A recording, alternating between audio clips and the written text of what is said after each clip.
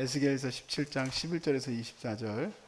여호와의 말씀이 또 내게 임하여 이르시되 너는 반역하는 족속에게 묻기를 너희가 이 비유를 깨닫지 못하느냐 하고 그들에게 말하기를 바벨론 왕이 예루살렘에 이르러 왕과 고관을 사로잡아 바벨론 자기에게로 이끌어 가고 그 왕족 중에서 하나를 택하여 언약을 세우고 그에게 맹세하게 하고 또 그 땅에 능한 자들을 옮겨갔더니 이는 나라를 낮추어 스스로 서지 못하고 그 언약을 지켜야 능히 서게 하려 하였음이거늘 그가 사절을 애굽에 보내 말과 군대를 구함으로 바벨론 왕을 배반하였으니 형통하겠느냐? 이런 일을 행한 자가 피하겠느냐? 언약을 배반하고야 피하겠느냐?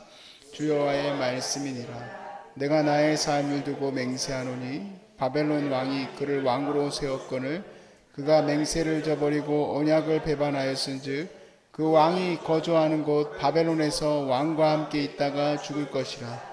대적이 토속을 쌓고 사다리를 세우고 많은 사람을 멸절하려 할 때에 바로가 그 큰 군대와 많은 무리로도 그 전쟁에 그를 도와주지 못하리라. 그가 이미 손을 내밀어 언약하였거늘 맹세를 업신여겨 언약을 배반하고 이 모든 일을 행하였으니 피하지 못하리라. 그러므로 주 여호와의 말씀이니라. 내가 나의 삶을 두고 맹세하노니 그가 내 맹세를 업신여기고 내 언약을 배반하였은즉 내가 그 죄를 머리에 돌리되 그 위에 내 그물을 치며 내 올무에 걸리게 하여 끌고 바벨론으로 가서 나를 배역한 그 반역을 거기에서 심판할지며 그 모든 군대에서 도망한 자들은 다 칼에 엎드러질 것이요 그 남은 자는 사방으로 흩어지리니 나 여호와가 이것을 말할 줄을 너희가 알리라. 주 여호와께서 이같이 말씀하시되 내가 백향목 꼭대기에서 높은 가지를 꺾어다가 심으리라. 내가 그 높은 세 가지 끝에서 연한 가지를 꺾어 높고 우뚝 솟은 산에 심되 이스라엘 높은 산에 심으리니 그 가지가 무성하고 열매를 맺어서 아름다운 백향목이 될 것이요 각종 새가 그 아래에 깃들이며 그 나무 그 가지 그늘에 살리라. 들의 모든 나무가 나 여호와는 높은 나무를 낮추고 낮은 나무를 높이며 푸른 나무를 말리고 마른 나무를 무성하게 하는 줄을 알리라. 나 여호와는 말하고 이루느니라 하라. 아멘. 지금 우리 나라도 되게 불안하고 우리나라만 불안한 게 아닙니다. 지금 전 세계적으로 다 불안한데 지금 사실 이제 우리나라는 우리나라다 보니까 굉장히 불안한 상황 가운데 있습니다. 그런데 이 불안함 속에서도 우리가 무엇을 의지할 수 없음을 우리가 오늘 아침에 나눴습니다. 오늘 아침에 나눴던 말씀과 같이 우리가 미국에 의지한들 또 그리고 일본에 의지한들 또 중국에 의지한들 그들은 결국 우리에게서부터 뿌리로부터 다 헤쳐먹을 것이고 또 열매도 다 따먹을 것이기 때문에 우리가 풍성해질 수 있겠느냐라고 주님이 물으셨어요. 그렇다면 우리는 어떻게 해야 될까? 오늘 이 말씀에서 나오고 있는 겁니다. 하나님의 방법을 이제 얘기하시는 거예요.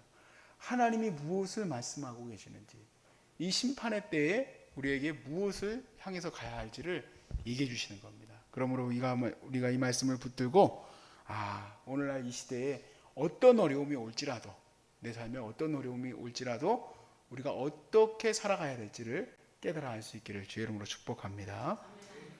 오늘 말씀은 두 가지의 테마를 갖고 있습니다.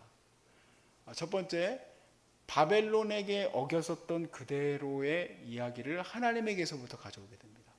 바벨론의 이스라엘이 언약을 깼죠. 계약을 깼습니다. 그 계약은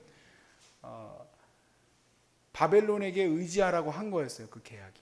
근데 그 계약을 깨트려서 자기들의 고관들이 지금 이제 몰래 이집트에 가서 우리에게 병거를 달라, 우리에게 힘을 실어줘라, 이런 협약을 했을 때 너희들이 살아남을 수 있겠느냐? 절대 살아남을 수가 없는 거죠. 절대 살아남을 수가 없어요. 하나님에게서는 어떻게 되겠습니까? 바벨론도 가만히 안 놔두는데 하나님은 어떻게 할 것 같느냐 하는 게 오늘 말씀이에요. 19절부터 21절까지 말씀 다시 보시면 그러므로 주 여호와의 말씀이니라. 내가 나의 삶을 두고 맹세하노니 그가 내 맹세를 업신여기고, 이건 이제 하나님의 맹세를 업신여긴 겁니다. 내 언약을 배반하였은즉 내가 그 죄를 그 머리에 돌리되 그 위에 그물을 치며 내 올무에 걸리게 하여 끌고 바벨론으로 가서 나를 반역한 그 반역을 거기에서 심판할지며 그 모든 군대에서 도망할 자들은 다 칼에 엎드러질 것이요 그 남은 자는 사방으로 흩어지리니 나 여호와가 이것을 말할 줄을 너희가 알리라. 말한 줄을 너희가 알리라. 아멘. 하나님께서 약속한 것을 깬 자들을 반드시 쫓아가서 다 멸하실 겁니다. 근데 그 반대로 약속을 붙든 자들에게는 어떻게 할 것 같습니까? 하나님의 약속과 하나님의 계명 안에 거하는 자들은 하나님께서 다시 회복시키시는 주출돌이 되게 하실 것이다 라는 거예요. 그들이 바로 남은 자들이에요. 하나님의 거룩한 은혜를 입을 자들이에요. 그러나 거룩한 은혜를 입을 자들이든 또 하나님의 심판 앞에 서 있는 자들이든 다 똑같이 지금은 어려운 상황이에요. 지금 하나님이 왜 이런 일들을 일으키시는지가 중요한 거예요.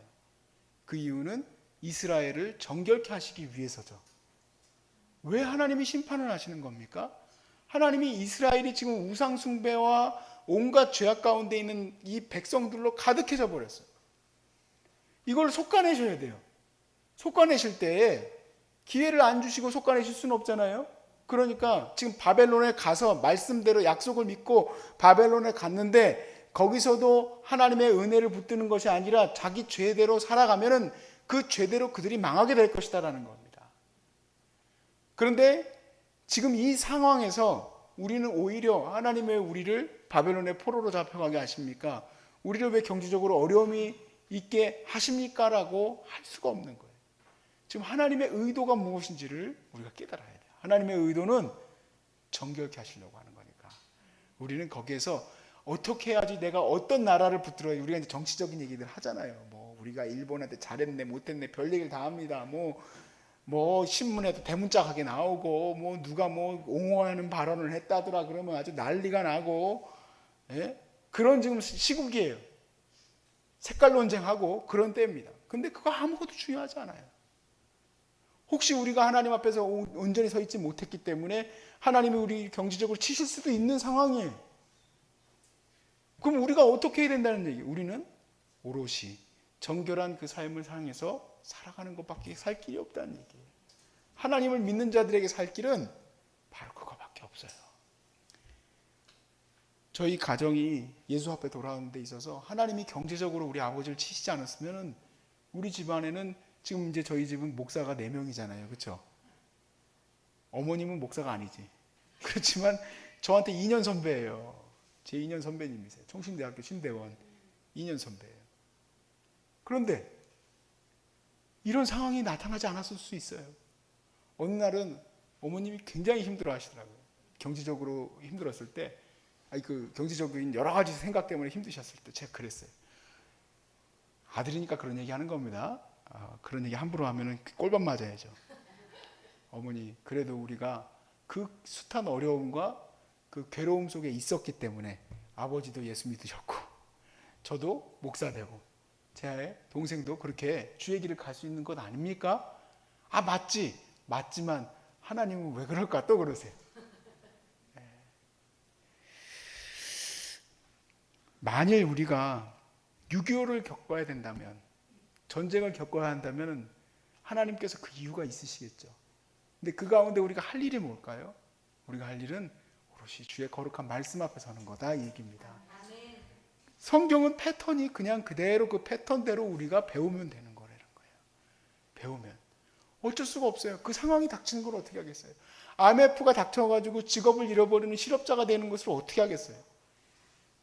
하나님이 나를 심판하셨다고 할 수가 없어요. 그냥 다 그렇게 그냥 몰려가 버리는 거예요. 그런데 그 가운데서 우리가 살 길은 하나님의 말씀 앞에 서 있는 거라는 것을 우리에게 가르쳐 주시는 거예요.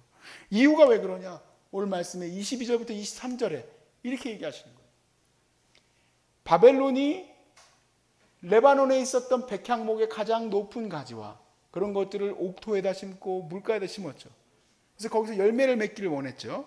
똑같은 비유를 들어서 얘기하십니다. 22절부터 23절에 주 여호와께서 이같이 말씀하시되 내가 백향목 꼭대기에서 높은 가지를 꺾어다가 심으리라.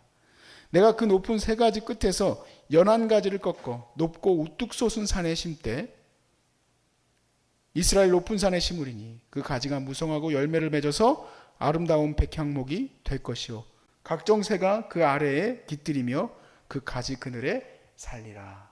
아멘. 누가 보아도 옥토에다 심어야 될 겁니다. 높은 산에 심었다가 자칫 잘못해서 나무가 이 소위 말해서 이제 가지를 잘라가지고 뭐 삽목을 한다든지 이런 식으로 이제 한 건데 잘 자라겠냐는 얘기죠. 우리 집사님하고 올 봄부터 여름까지 열심히 갖다 심어 댔습니다. 진짜. 막 어떤 기도원에 가가지고 거기서 막 퍼와가지고 여기다도 심고 그러면 어떤 애들은 죽었어요. 또 잘못 심어서 죽은 게 아니라 걔네들이 생존을 못해서 죽은 거예요. 근데 하나님은 나는 높은 산에다 심겠답니다. 잘 자랄까요? 안 자랄까요? 잘 자랄 줄로 믿습니다. 아무리 척박한 땅이라도 하나님이 심고자 하는 곳에서 하나님이 원하시는 나무들이 얼마든지 자랄 거예요. 근데 그 심을 나무가 뭘까요? 하나님께서 성결하게 써 있는 그들을 새로 심을 것입니다. 이 나라가 순교자의 피가 온전히 흘려진 이후에 그 숱한 어려움 속에서 새롭게 이 나라가 세워진 거예요. 기독교가. 그렇다면 지금 이렇게 곳곳에서 이단도 나타나고 곳곳에서 뭐 교회가 부패했네 뭐했네 하는 얘기가 나올 때 하나님이 이걸 정결케 하시고자 작정하신다면 그대로 될 겁니다. 왜냐하면 오늘 말씀의 마지막에도 나왔지만 하나님은 말한 대로 하시는 분이기 때문에 그래요. 근데 그 가운데서 누구를 세울까요? 정결한 자들을 세울 거예요. 24절 결론 한번 읽어볼까요? 시작. 들의 모든 나무가 나 여호와는 높은 나무를 낮추고 낮은 나무를 높이며 푸른 나무를 말리고 마른 나무를 무성하게 하는 줄을 알리라. 나 여호와는 말하고 이루느니라 하라. 아멘. 와, 누가 잘 사네. 어떤 사람이 기업을 성공을 했네. 어떤 사람이 목회를 성공을 했네. 그런 말 함부로 할 수 있는 것이 아니라는 거예요. 하나님이 바로 어떤 분입니까? 높이기도 하시고 낮추기도 하시는 분. 하나님은 대한민국을 풍성하게도 하실 수도 있고 가난하게도 만드실 수 있는 분이에요. 우리를 높이기도 하시고 낮추기도 하시는 분이에요. 그러니까 나에게 주어진 이 삶에서 할 수 있는 중요한 일은 주님 앞에 온전히 서는 거예요. 그리고 온전히 선다는 말이 어려운 것은 아니고 저는 저희에게 주어진 이 예배의 시간을 하나님께 최고로 예배했으면 좋겠어요. 예배 못할 시간도 와요. 찬양하고 싶어도 찬양이 안 나와요. 박수 치고 싶어도 박수를 못 쳐요. 손이 쓸 수가 없어서. 내가 주님을 예배하고 싶어도 저 병상에 누워 있어야 될 수밖에 없는 분들도 있어요. 여기 들어온 지 이틀 만에 병원으로 실려가시는 분들도 있어요. 아무리 내가 작정하고 와도 저는 설교를 전할 때 준비할 때마다 그 마음으로 전해요. 오늘 여기서 뵀던 분이 내일 못 볼 수도 있다. 또 여러분과 함께 예배드리던 이 예배가 나에게 마지막 예배가 될 수도 있다. 그런 마음으로 예배를 해요. 왜냐하면 하나님 앞에 나는 아무것도 아니니까. 그래서 주님, 우리가 지금 어떤 실업자가 많습니다. 이 나라가 어디에 뭐 연결을 했습니다. 저쪽에 연결했습니다. 그게 중요한 게 아니라 오늘 우리 이 나라가 하나님 앞에 온전히 정직하게 서 있느냐, 이것이 관건이라고 저는 믿습니다. 이스라엘도 그게 관건이잖아요. 뭐가 관건입니까? 이스라엘의 뭐가 관건입니까? 똑같이 이 나라도 주님 앞에 어떻게 서느냐가 관건이에요. 우리 기도 제목이 되길 바랍니다. 우리 가정이 하나님 우리 가정이 좀 언제쯤 제대로 서겠습니까? 여러분 걱정하지 마세요. 오롯이 그 사명 감당해 나가는 거예요. 선한 주님의 사명 감당해 나가는 거예요. 그러면 하나님께서 세워주실 줄로 믿습니다.